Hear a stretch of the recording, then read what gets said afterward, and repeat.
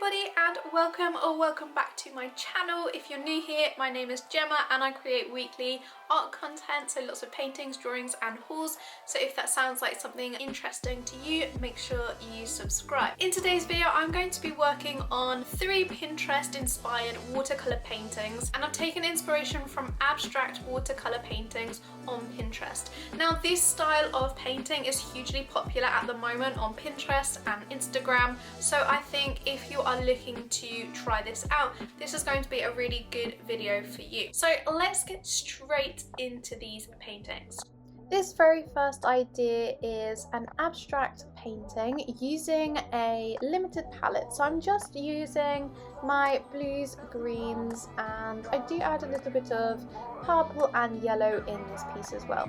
And I'm going to create organic forms that go from one side of my paper across to the other in a diagonal line.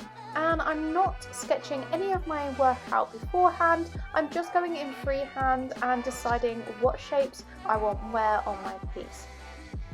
So as you can see, I'm just building up these shapes across my painting, and at the moment they're all quite light in colour. So once they are dry, I am then going to add in layers on top of them. So as you can see here, I am lightly layering up on top another shape, and this is going to create a really nice effect across my painting. So I will see lots of different tones coming through within the watercolour painting.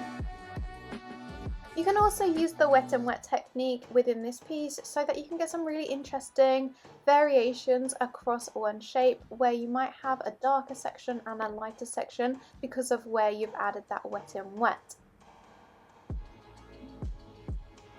I'm also using my colours from one side to the other. So as you can see in the bottom corner, I've mostly got my blues. However, they do then transition across the page to the greens and then those purples and sort of like those pinky tones. For all 3 of my paintings today, I am using really basic watercolour paints. I'm using the major brushes paints. They are really basic standard, they've got a lot of filler in them, but this is just to show you can use any type of paint for this watercolour painting exercise. Once my painting is 100% dry, I'm then going to use a fine liner pen to create these wavy lines across the piece. I've lightly sketched out where I want these to go, but just the outline of it. I haven't added all of the individual lines in between my main lines. As you can see, the lines are a lot darker and denser towards the smaller area of this. This helps to give it a little bit more depth and also make it look like it's traveling in a certain direction. I really liked all of the different paintings that I saw similar to this one on Pinterest. That's why I decided to try this one out and show you guys, and also just to show you that it's a really good little exercise that you can do to warm up when you're wanting to do a bit of painting.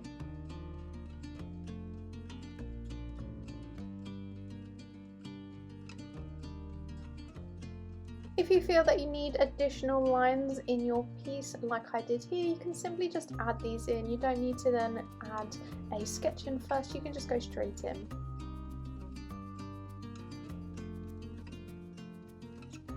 Next up is an abstract seascape, and I chose this style because I really like the loose nature of the watercolours for this, and I like how the colours blend into one another. So I am going to be using the layering and the wet and wet technique yet again for this piece, because I think it works really well for landscapes. And for this one I'm using quite muted tones for the sky.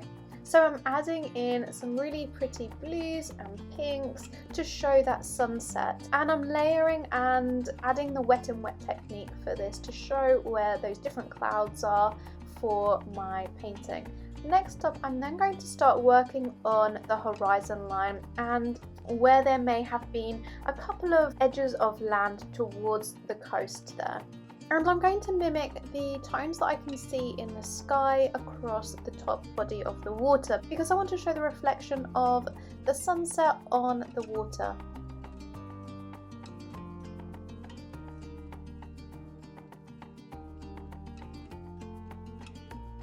and I'm layering up lots of different tones on top of my blues to show this sunset reflecting on the surface of the water. I also use a white watercolour paint within the wet and wet technique to show where some of the light is hitting on the surface of the water to give it a glistening effect.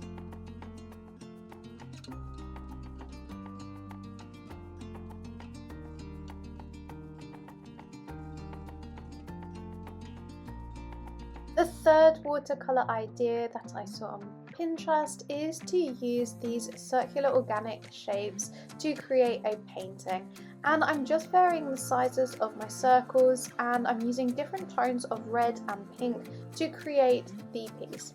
Now it's really important that you allow the edges of your circles to touch so that the colours blend and bleed into one another. I didn't draw out any of the circles beforehand, I was just going in freehand with my paintbrush, and I think this also adds to the piece because it's not 100% perfect. I was looking for those rough around the edges shape of circle to give it a more natural look. Then once you're finished with your circles on your page, you're then going to take a pen, or in my case I had a white jelly roll pen and also a gold Posca pen, and you're going to then create different textures and patterns or mark making on top of each of those circles. So for mine I created dots and leaves and other patterns within each of those circles.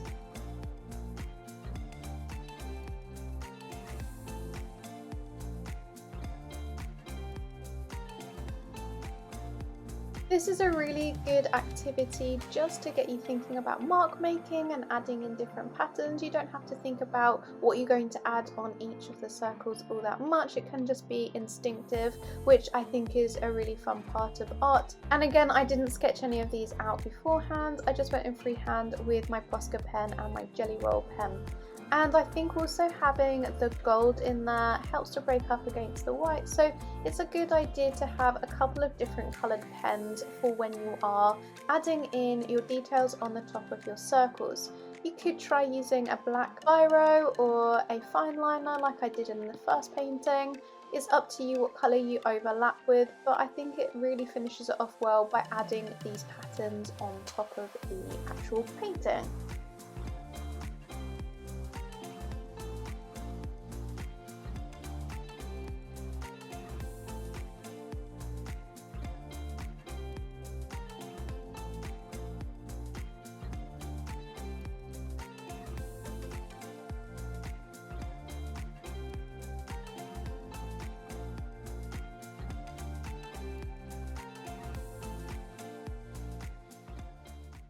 So there you have it, those were my 3 paintings. Let me know in the comments which one you like the best and which one you think you will have a go at painting. If you do paint one, make sure you tag me on Instagram so I can see how you got on with your painting. Don't forget to hit that subscribe button and that notification bell so you never miss one of my uploads. My favourite one from today has to be the pink painting with the organic circle shapes, because I really like how all of those colours blend into one another, and I also really enjoyed working on top of that once it was dry with my white pen and my Posca gold pen, and just creating those mark making and patterns on top of that piece. Make sure you give this video a thumbs up if you have enjoyed it. Thank you so much for watching, and I will see you in the next one. Bye guys!